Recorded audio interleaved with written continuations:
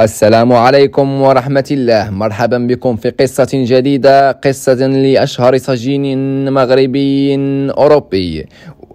ولد أشرف السكاكي بمدينة لينس بشمال بلجيكا سنة 1983. ينتمي إلى عائلة ريفية هاجرت نحو هذا البلد خلال منتصف السبعينيات القرن الماضي. شأنها شأن العديد من الأسر المغربية، وبصفة خاصة تلك المتحذرة من الريف التي غيرت الوجهة الكلاسيكية للهجرة من فرنسا إلى دول الأراضي المنخفضة كهولندا وبلجيكا وغيرها من الدول الأوروبية الأخرى بحثا عن غد أفضل. لما بلغ أشرف سن التمدرس التحق بإحدى المدارس العمومية ببلجيكا، حيث لم يتفوق في دراسته بعد فشله في مسايرة ومواكبة المناهج التربوية للبلد المضيف.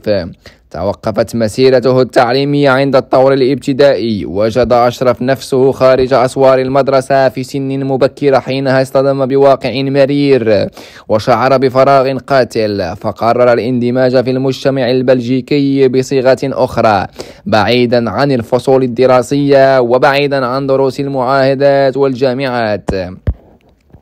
اختار أشرف طريق الإجرام لإبهار الآخرين، واختص في مجال السرقة منذ نعومة أظافره، إلى أن أصبح من أشهر المجرمين المتخصصين في السطو على البنوك في أوروبا، أو ما يسمى بالبراكاج.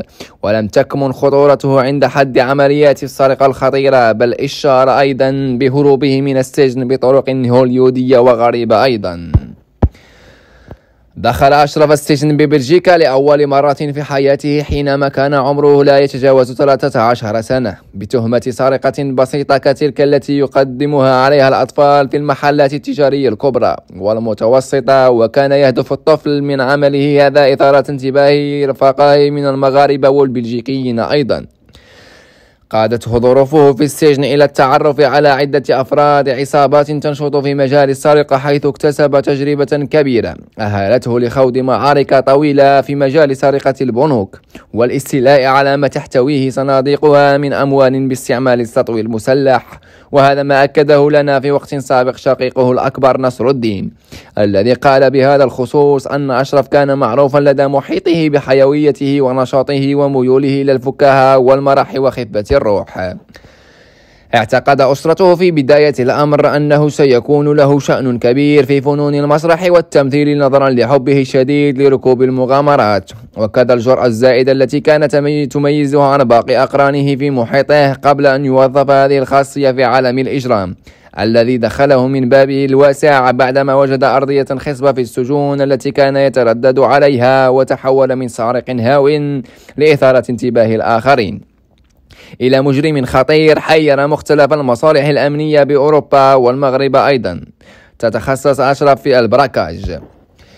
لما تمكن أشرف من الفرار من سجن بروج ببلجيكا، دخل التراب المغربي بوثائق مزورة، أين تم اعتقاله وإيداعه للسجن المحلي بوجدة خلال صيف 2009.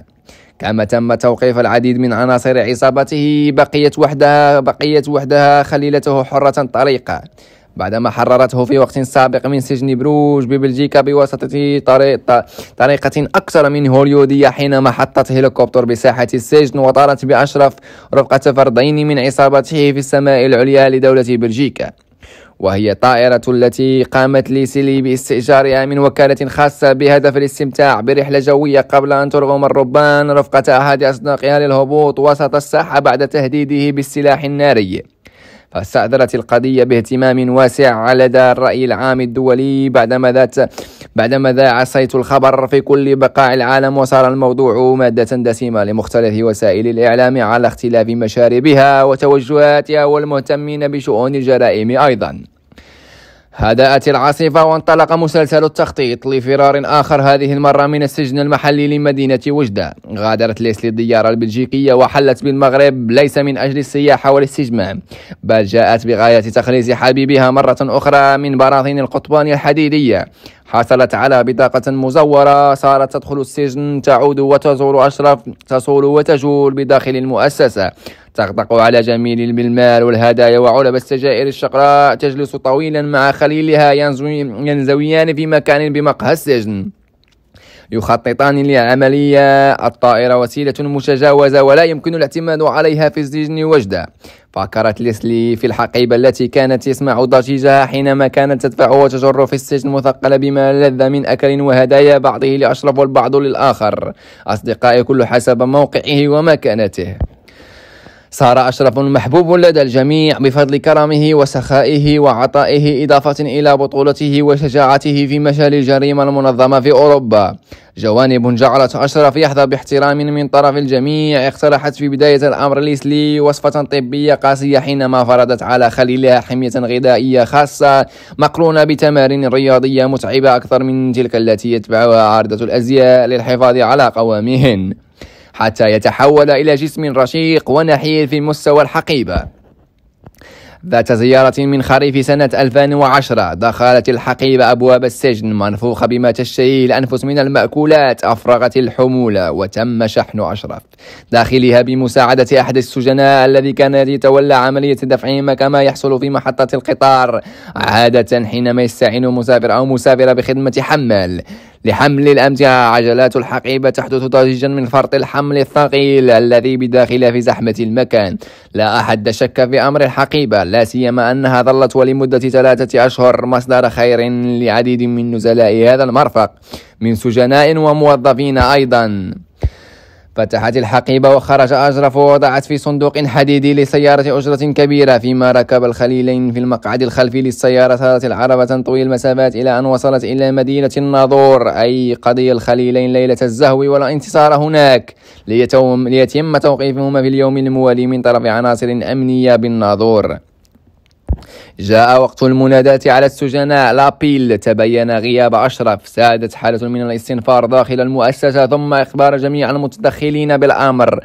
عمم الخبر على جميع الأجهزة الأمنية، فتحت التحقيقات، حلت لجنة تفتيش محلية ومركزية، اتخذت العقوبات في حق من ثبت تورطه بالقضية، وسلطت الأضواء من جديد على أشرف السكاكي وعلى خليلته. اقصد نحو السجن سلا عادة إلى وجدة بعدما أصدر القضاء في عقوبة حبسية مدة 12 سنة سجنا نافذة خلال ربيع سنة 2011 ليتم طي ملف أغرب طريقة فرار سجين من السجن المحلي لوجدة. هروب سيبقى راسخا أيضا في ذهن بعض عمال النظافة بوجدة الذين كانوا لحظة الفرار يتولون مهمة جمع النفايات بالسجن. راجت فكرة فرار أشرف عبر شاحنة جمع النفايات، ثم إخبار دورية للدرك الملكي بالأمر لاحقا في الشاحنة حتى المطرح العمومي. تابعت الدورية عملية الإفراغ لعلهم يعثرون على الهارب لتنجل الحقيقة ويتم تبرئة الساحة الشاحنة جميع النفايات مع من التهمة المنسوبة إليها، بعدما تبت تورط حقيبة السفر في عملية إفرار أشرف السكاكي. نهاية القصة.